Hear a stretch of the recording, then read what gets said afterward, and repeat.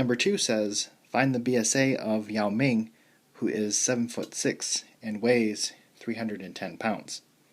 So Yao Ming is a famous tall basketball player, and we are finding his BSA. So he's 7'6", but it's going to help to have this in just inches, not feet and inches. So I need to convert it. 7 feet I would multiply by 12 because there's 12 inches in a foot. And that gives us 84. And then we need to add the original 6 that were there, which gives us 90 inches.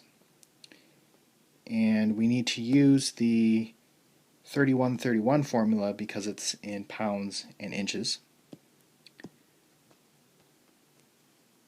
So 310 times 90 divided by 3131,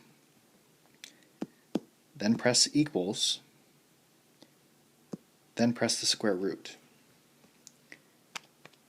So 310 times 90 divided by 3131, press equals, then press the square root, and we get 2.99 square meters. So we always round to the nearest hundredth with the BSA.